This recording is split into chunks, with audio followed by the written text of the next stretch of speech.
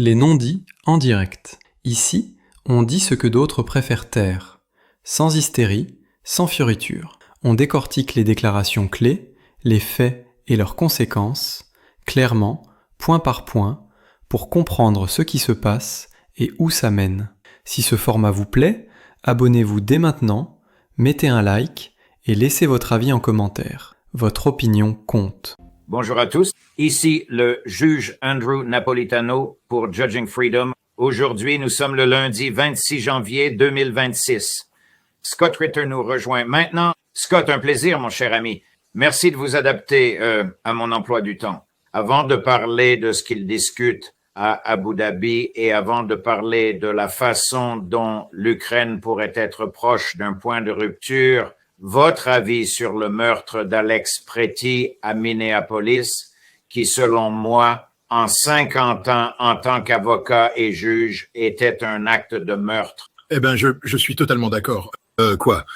Laissez-moi commencer mon point de vue en soulignant que, je veux dire, aussi troublant que soit le meurtre de cet infirmier en soins intensifs qui exerçait simplement ses droits du premier amendement et ses droits du deuxième amendement de manière non violente, vous savez, et c'était un meurtre. Aussi troublant que cela soit, ce que je trouve encore plus troublant, c'est l'ignorance de la foule américaine en ce qui concerne la Constitution. Le niveau de haine que les Américains ont dans leur cœur envers leurs compatriotes. Le niveau d'ignorance qui existe dans le cœur et l'esprit de nombreuses personnes qui se disent américains.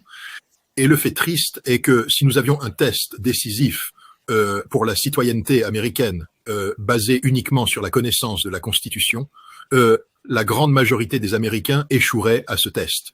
Je n'ai jamais été plus déçu par mes concitoyens que je le suis aujourd'hui.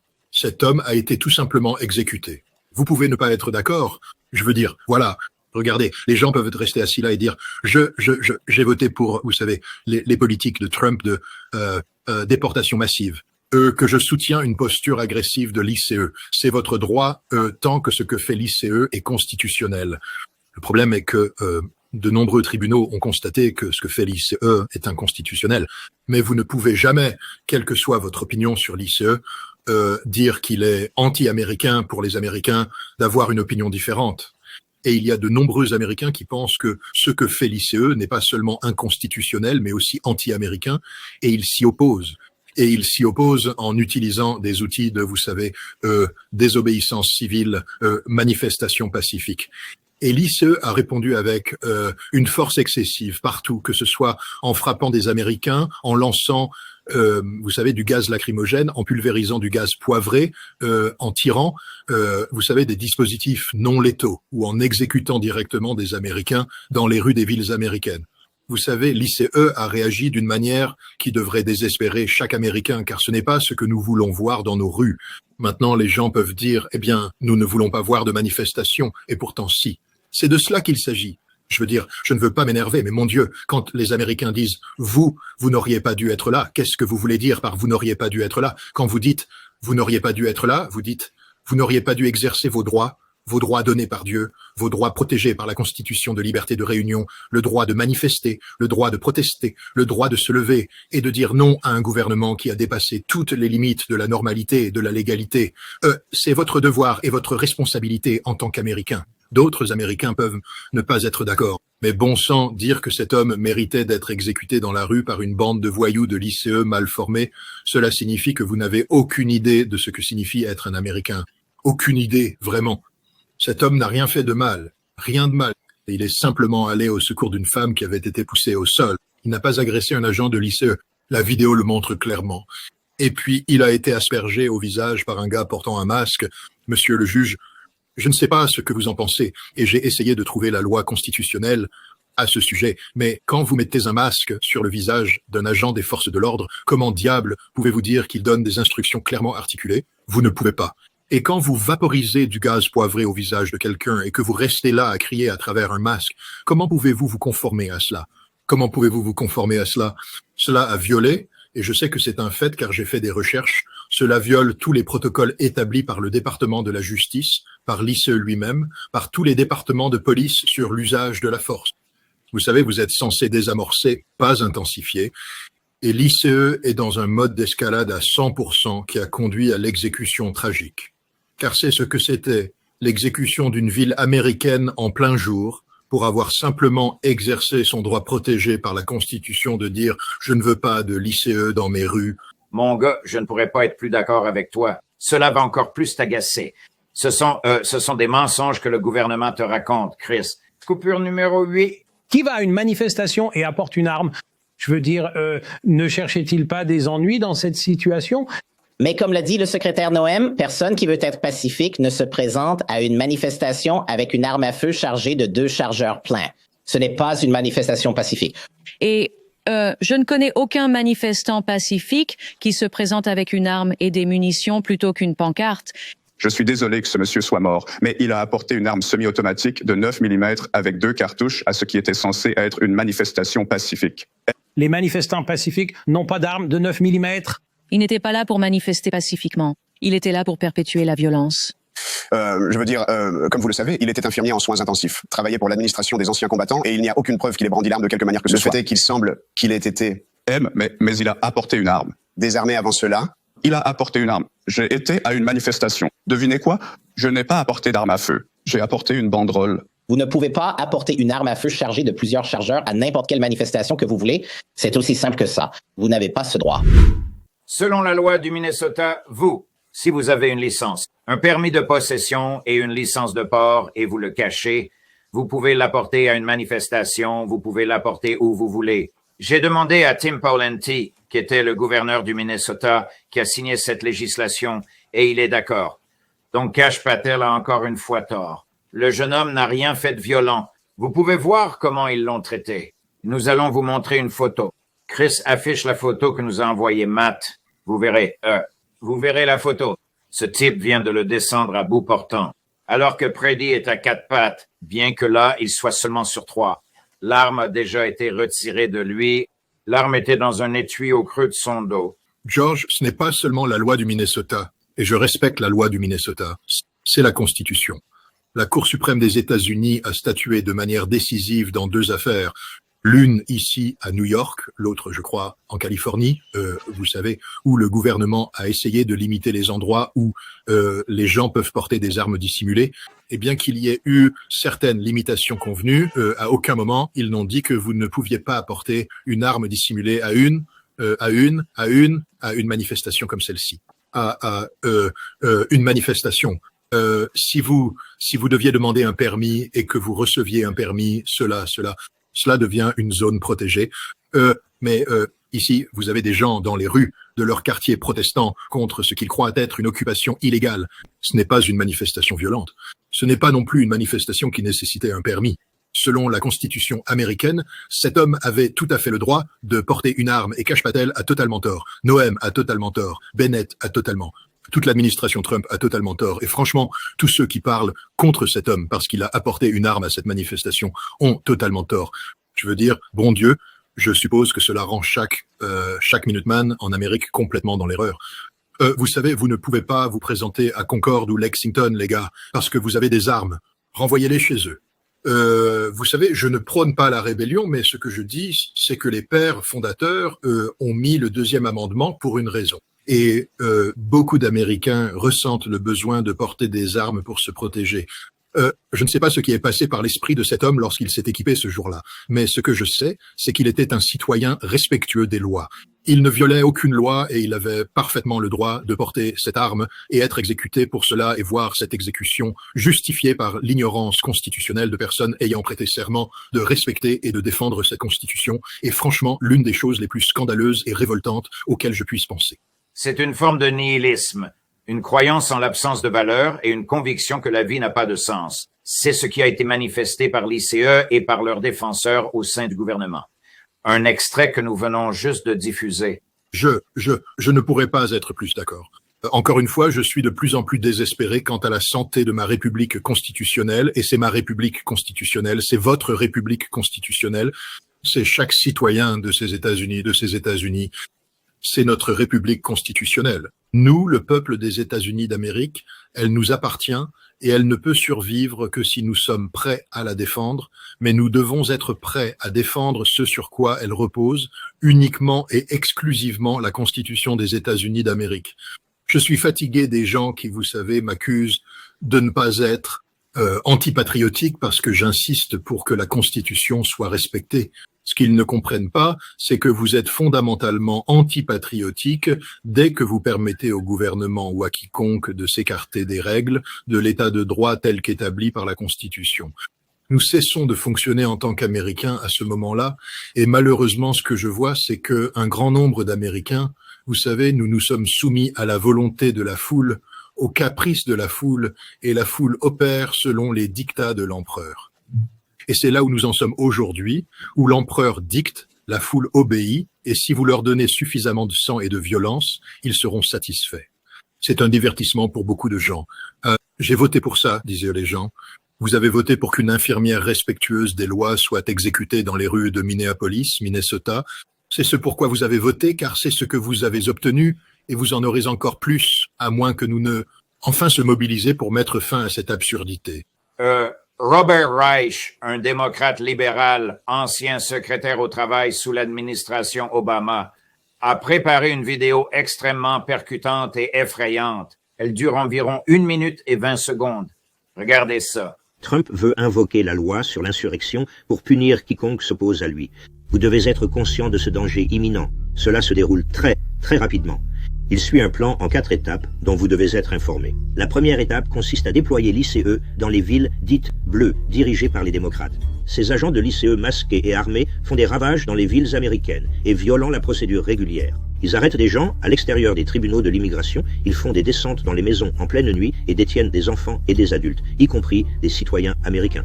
Ils admettent utiliser le profilage racial. Ces tactiques agressives provoquent des manifestations, ce qui m'amène à la deuxième étape, exagérer l'ampleur et la gravité des manifestations. Trump a décrit Portland comme une ville ravagée par la guerre et en train de brûler jusqu'au sol. Mais le chef de la police de Portland a démenti cela. La ville de Portland s'étend sur environ 145 miles carrés. Il s'agit d'un seul pâté de maisons. Même les événements qui se produisent là-bas ne méritent pas l'attention qu'ils reçoivent. Et Trump continue de décrire Chicago comme une zone de guerre. Mais récemment, c'est à cause des agents de l'ICE qui ont pulvérisé du gaz lacrymogène, des balles au poivre et des balles en caoutchouc sur des foules de journalistes et de manifestants rassemblés à l'extérieur d'un centre de détention. Mais cela ne semble pas importer à Trump. Tout cela fait partie d'un plan visant à établir un prétexte pour la troisième étape, déployer les troupes de la garde nationale. Trump déploie des centaines de troupes de la garde nationale provenant d'États rouges comme le Texas vers des États bleus comme l'Oregon et l'Illinois contre la volonté des gouverneurs démocrates. Cela continue d'enrager un public déjà outré, ce qui est tout l'intérêt. Trump veut attiser une véritable violence, ce qui lui permettrait de déclencher plus facilement la dernière étape de son plan, à savoir l'étape 4, invoquer la loi sur l'insurrection. La loi sur l'insurrection permet au président de fédéraliser la garde nationale et d'utiliser l'armée américaine pour réprimer les troubles civils, l'insurrection ou la rébellion armée contre le gouvernement. Écoutez, que pouvons-nous dire? Ouais. Vous savez, ceci est une analyse étape par étape des faits tels qu'ils se présentent. Vous savez, rien de ce qu'il a dit n'est infondé. Il a été question de la loi sur l'insurrection. Vous entendez des murmures à ce sujet un peu partout, pas seulement des murmures, mais aussi des déclarations à ce sujet. Et quand vous regardez la réalité que c'est un président qui s'est publiquement éloigné de l'état de droit, il ne se fie qu'à son propre sens de la moralité, sans boussole légale, juste une boussole morale, c'est extrêmement problématique. C'est aussi un homme avide de pouvoir. Nous voyons cela avec son soi-disant Conseil de la paix, où, vous savez, il crée une alternative aux Nations Unies, où il est président à vie. Les gens donnent de l'argent qui ne va pas au Trésor américain, mais sur des comptes offshore qu'il gère seul. En totale violation, vous savez, de la clause des émoluments de la Constitution. Mais la Constitution n'a pas d'importance non plus, car il ne s'y sent clairement pas tenu, et le Congrès n'a aucune intention de le contraindre à s'y conformer. Nous avons une élection de mi-mandat qui approche, et ma préoccupation est que le timing de cette soi-disant insurrection va correspondre avec la période précédant les élections de mi-mandat, parce qu'il va perdre les élections de mi-mandat si nous avions des élections libres et équitables. Cet homme est aussi impopulaire que le jour est long, l'économie s'effondre, ses politiques, vous savez, déchirent ce pays, Et il y a une reconnaissance croissante, même parmi les militaires qui le soutiennent ostensiblement, que cet homme a dévié du chemin constitutionnel, vous savez. Et, vous savez, il joue un jeu très dangereux. Je ne plaiderai jamais ouvertement ou même implicitement, je ne plaiderai jamais pour une guerre civile. Ce n'est pas la solution. Nous avons une république constitutionnelle. La solution est simplement de respecter la Constitution, de laisser jouer les freins et contrepoids, et d'avoir une population américaine informée qui participe au processus électoral pour élire les bonnes personnes au poste. C'est comme ça que nous réglons cela. Mais s'il continue sur cette voie, nous pourrions nous retrouver dans une nation submergée par une vague de violence, une violence qui déchirera ce pays de manière permanente. Je ne veux pas voir ça, mais c'est la direction que nous prenons. Je veux dire, c'est une situation très très dangereuse sur laquelle, vous savez, on ne peut pas rester silencieux. Et il n'y a aucun moyen de exagérer ce que Robert Reich a dit, que nous observons les conditions pour qu'une guerre civile soit créée à cause de la mauvaise gestion d'un président qui ne sait rien de la Constitution et, comme nous l'avons vu, est soutenu par des gens qui sont tout aussi ignorants de ce que signifie la Constitution. Permettez-moi de changer de sujet. Le 6 février approche à grands pas. C'est bien sûr la date d'expiration du traité New START. Pourquoi pensez-vous que l'administration Trump n'a pas du tout répondu à l'offre du président Poutine de prolonger les termes du traité d'1 an? Quand nous revenons au premier mandat du président Trump, il avait un gars, je crois que c'était Marshall Billingsley son nom, il dirigeait l'effort de contrôle des armements pour l'administration Trump. Vous savez, tout son truc était que nous devions impliquer les Chinois. Et il y avait une sorte de, vous savez, et la vision du monde de Trump selon laquelle la Russie et la Chine sont liées et négocient donc comme un seul bloc, comme si les deux étaient unis contre l'Amérique, et nous devons avoir ce genre de relation. Et cela a échoué, cela a piétiné, cela n'a mené nulle part. Les Chinois ne jouent tout simplement pas à ce jeu. Les Chinois ont déclaré « Nous sommes un État souverain » et avant même de commencer à discuter avec les États-Unis doivent mettre de l'ordre dans leurs affaires avec la Russie. La Russie et les États-Unis, les deux plus grandes puissances nucléaires, doivent conclure un traité bilatéral qui pose le cadre et ensuite la Chine pourra participer. Et si la Chine intervient, bien sûr, nous devons faire intervenir le Royaume-Uni et la France et c'est bien plus compliqué que ce que Trump a laissé entendre. Mais Trump a également été conseillé par des personnes qui ne sont pas des partisans du contrôle des armements. Ils croient non pas au désarmement, mais à l'armement. Ils croient que lorsque nous disons que c'est la paix par la force, que la force implique une force de dissuasion nucléaire robuste qui n'est l'égale de personne, mais supérieure à tout le monde. Et ils recherchent la suprématie nucléaire, ce qui bien sûr est l'antithèse de la philosophie de base du contrôle des armements, où nous essayons de créer vous savez, le respect mutuel, basé sur, vous savez, la réciprocité, ou l'égalité. Trump ne veut être l'égal de personne, et donc le traité New START, qui impose un plafond de 1550, Trump veut plus d'armes nucléaires, non pas pour maintenir ce plafond ou même chercher des réductions supplémentaires. Il veut plus. C'est pourquoi le budget du département de la Défense prévoit la création de milliers de ce qu'ils appellent des puits de plutonium. Ce sont les cœurs de base des armes nucléaires et ils vont les créer pour la prochaine génération d'armes nucléaires américaines, des milliers. Cela signifie que nous ne serons pas limités à 1550. Nous allons probablement atteindre 6000, 8000, peut-être 10 000 armes. C'est la vision de Donald Trump. Donc, le traité New START est incompatible pour lui et pour les personnes qui le conseillent. Les Russes ont également lié des conditions à la poursuite des limites du New START. L'une de ces conditions est qu'il n'y aura pas de dôme d'or. Si les États-Unis cherchent à construire un bouclier de défense antimissile dont le but est ostensiblement d'éliminer l'efficacité des moyens de dissuasion nucléaire russes, la Russie ne restera pas les bras croisés.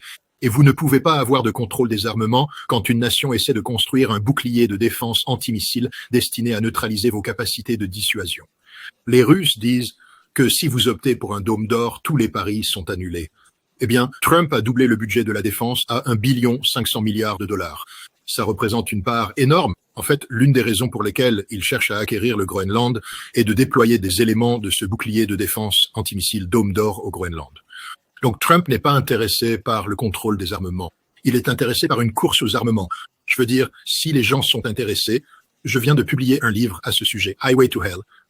Lisez-le parce que nous sommes littéralement sur une autoroute vers l'enfer. Quand j'ai écrit ce livre, J'espérais que nous pourrions sortir de l'autoroute vers l'enfer en continuant avec le New Start. Cela ne va pas se produire.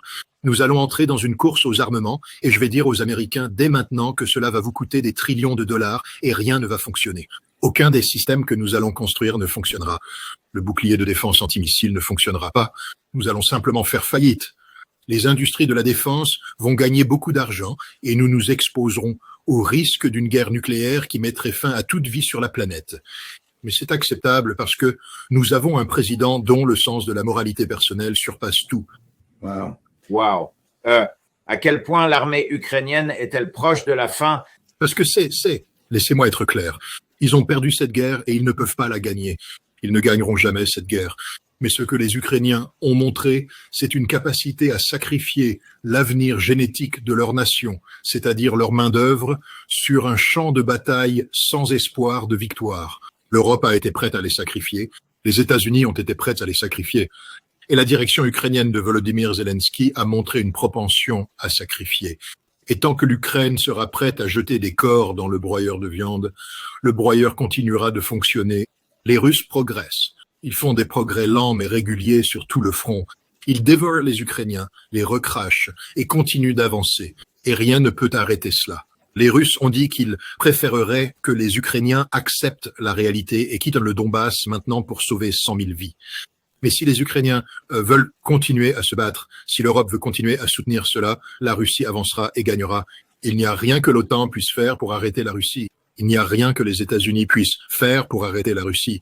Il n'y a rien que l'Ukraine puisse faire. Mais mettre une date sur cela, c'est difficile parce que comment prédit-on quand une nation échoue? Parce que vous savez, c'est ce qui va devoir se produire. En ce moment, on voit des signes d'effondrement imminents. La guerre énergétique que Poutine mène contre l'Ukraine est dévastatrice pour la société ukrainienne. Des villes entières sont sans électricité, les gens gèlent, pas d'eau, pas d'électricité. Nous assistons à un effondrement social qui s'accompagne d'un effondrement politique, et cela pourrait être suivi d'un effondrement militaire, puis l'Ukraine serait hors de cette guerre. Mais le peuple ukrainien s'est montré étonnamment résilient. Et vous savez, comme je l'ai déjà mentionné, l'armée russe n'a jamais dénigré la capacité de combat des Ukrainiens. Ils ont toujours parlé très positivement d'eux parce que, comme le disent les Russes, ils sont comme nous. Ils sont tenaces, prêts à se battre jusqu'à la mort, et vous savez, ils ne cèdent pas du tout. Donc c'est littéralement des Russes combattant des Russes. Et vous savez, nous savons que les Russes sont coriaces et que les Ukrainiens le sont aussi. Donc je ne vais pas dire qu'ils vont s'effondrer cette semaine, ou au printemps, ou en été. Ce que je vais dire, c'est qu'ils vont s'effondrer. Quand ils s'effondreront, dépend d'eux, mais l'inévitabilité de cet effondrement est gravée dans le marbre.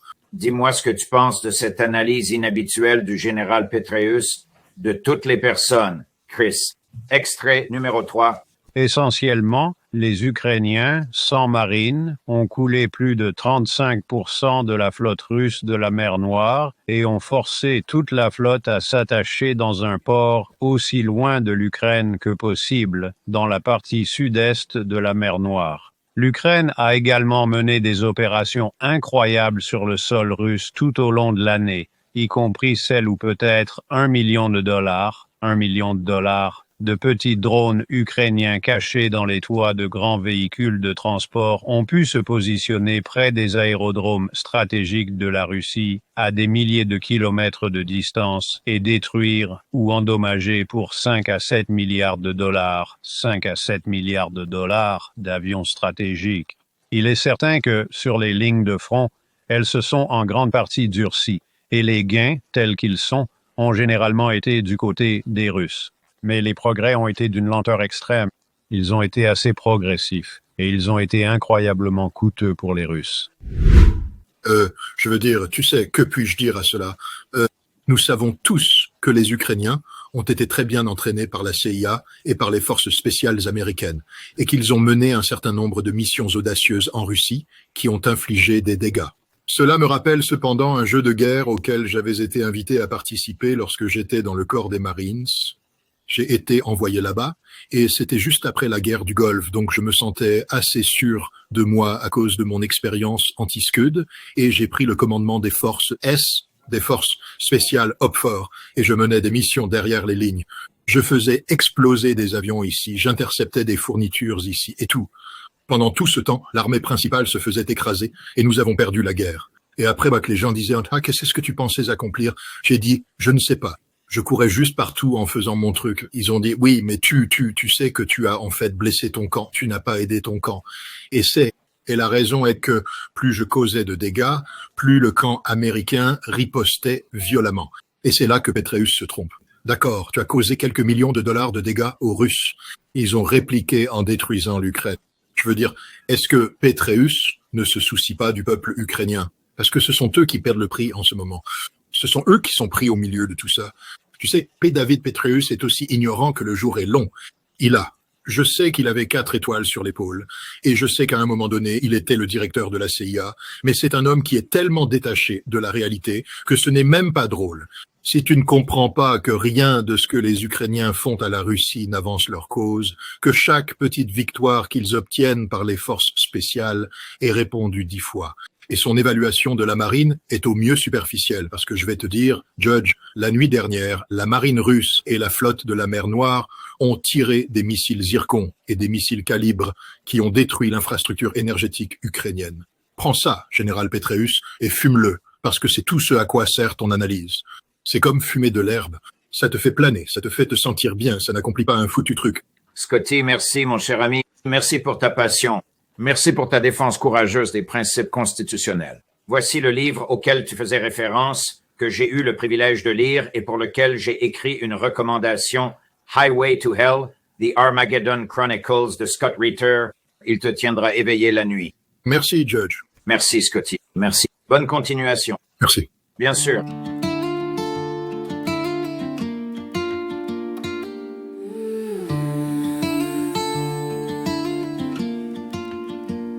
Dans le bruit des écrans, les ombres font la loi. Des titres qui s'allument puis s'éteignent sans voix. On lit entre les lignes, on suit le fil discret. Les mots qu'on n'a pas dit, les gestes qu'on promet. La nuit porte des preuves, des signes à moitié. Un chiffre, une image, un regard détourné. Si tout semble clair, c'est peut-être un décor. Nous on cherche la faille et la vérité dehors. Les non-dits, on les met en lumière. Quand le monde se tait, on écoute la poussière. Les non-dits, on recolle le sens. À froid, sans cri, mais avec exigence. Les non-dits, au cœur de la nuit, on ouvre les dossiers. Et le réel surgit.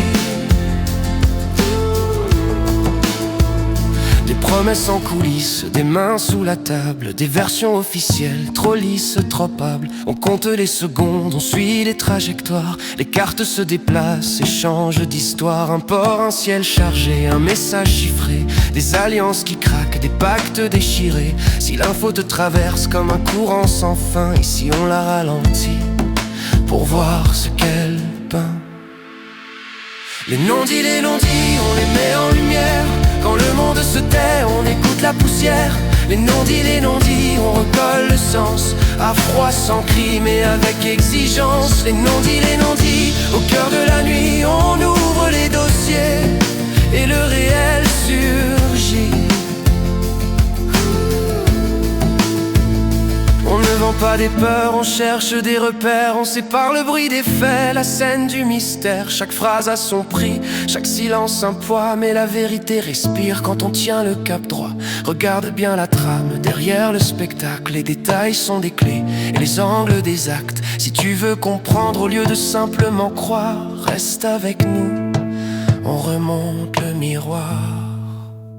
Les non-dits, on les met en lumière. Quand le monde se tait, on écoute la poussière. Les non-dits, on recolle le sens. À froid, sans cri, mais avec exigence. Les non-dits, au cœur de la nuit,